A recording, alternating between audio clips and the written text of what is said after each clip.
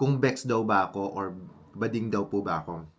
Good morning guys! For today, samahan niyo ako mag-breakfast tapos magkwentuhan din tayo. So ano ba yung kinakain ko dito? So yung breakfast ko dito, normally kinakain ko lang ay yogurt. Ito yung yogurt na gusto ko kasi fat-free siya tapos meron siyang high protein. So ito yung gustong-gusto kong yogurt, yung Arla. Kuha lang tayo ng mga 3 spoon na yogurt tapos lagyan natin ng blueberries. Ayan, nilalagyan ko siya ng mga blueberries. Pwede rin yun yung lagyan to ng iba't iba pang mga fruits katulad ng apple or kung ano man yung naiisip nyo, pwede yon. Kahit ano, wala namang bawal. So, yan. Tapos, pwede din siyang lagyan ng honey, pero ako, ayoko nang masyadong matamis, kaya okay na sa akin to. Tapos, para medyo crunchy siya, tsaka para may dagdag na texture at tsaka flavor, nilalagyan ko siya ng granola. Ayan. Ito, binili ko lang to sa supermarket. Kunti lang. Yan, okay na yan. So, ito na guys yung aking breakfast. Yogurt na mayroong blueberry at saka granola. Tapos yan lang. Okay na to. Ito na guys yung aking breakfast. At sobrang sarap nito. Grabe. Tapos healthy pa siya. So, magkwentuhan po tayo habang nagbe-breakfast ako. Actually, instead ng kwentuhan, gusto kong sagutin yung isa sa mga tanong na laging lumalabas kapag nagpo-post ako. Hindi lang siya sa comment section, pati may nagpa-personal message sa akin. At saka sa personal na buhay, may mga nagtatanong talaga sa akin lagi dito. Kung Bex daw ba ako or bading daw po ba ako.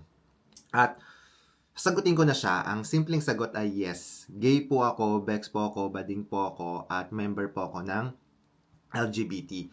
At feeling ko wala namang problema doon. Actually, hindi ko alam kung dapat ko ba siyang sagutin or hindi kasi lumaki ako sa pamilya ko na hindi ko kailangang umamin sa kanila at hindi ko kailangang magsabi kung sino ba ako at ano ba ako.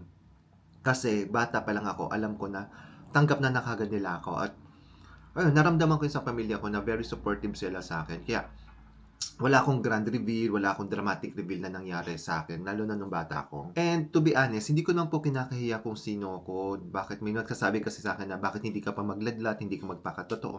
Nagpapakatotoo po ako, hindi ko lang po alam kung bakit kailangan kong i-out or i-loud na sabihin na Bex ako. At saka naniniwala po ako na hindi ito isang bagay na kailangan kong itago. Actually, naniniwala ako na kapag totoo ka sa sarili mo, mas magiging payapa at mas ayos or mas okay yung life mo, lalo na kapag nagpapakatotoo ka.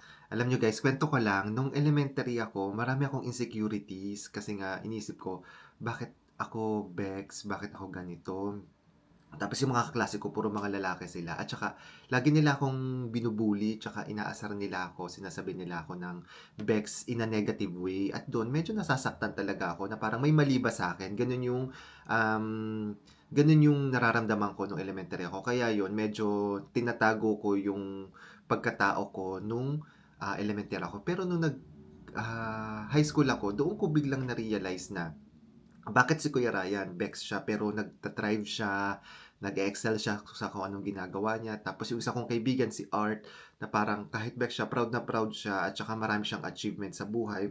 Alam niyo, parang, doon ko na-realize na parang, kahit naman Bex, kaya naman mag-excel sa life, di ba? Hindi naman siya hindrance, at saka hindi siya disease na kailangan katakutan, at saka ikahiya.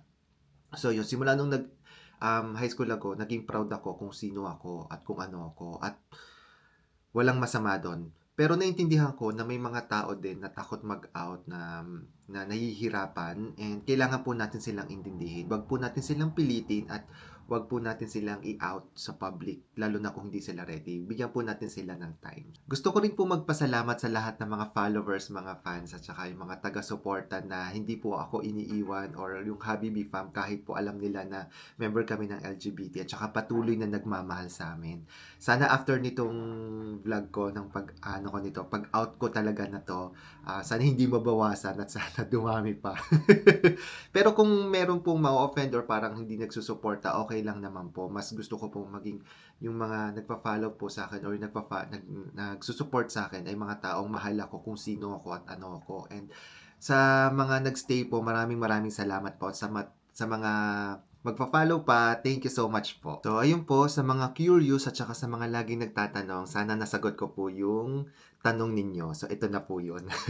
At after naman po ng video na to, wala naman pong magbabago. Ako pa rin po ito. Yung pagiging best ko po, isang bahagi lang ng pagkatao ko. Hindi naman po yun yung nagdi-define totally sa akin. Naniniwala naman po ako na mabuti akong tao.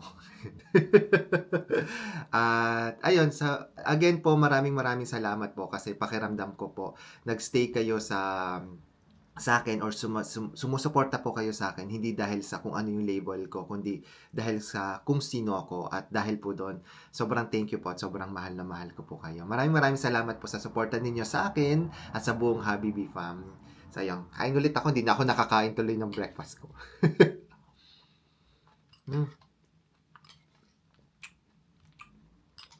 Restaurant nyo talaga to. Sobrang sarap. Tapos papartneran ko lang siya ng coffee. Tapos yun, okay na. Kapag medyo gutom pa kayo, pwede kayong magdagdag ng saging or kumain kayo ng boiled egg. So yun yung breakfast ko dito kasi grabe. Ang laki ng tinaba ko sa Pilipinas. At hindi naman ako hindi ko masyadong nire-regret dahil na-enjoy ko lahat ng pagkain ko doon. Kung babalik ulit ako ng Pilipinas, uulitin ko kainin, magpapataba talaga ako doon kasi nakakamiss ang pagkain Pinoy. Anyway, ayun po. Ubusin ko na muna to and malapit ko na siya maubos actually.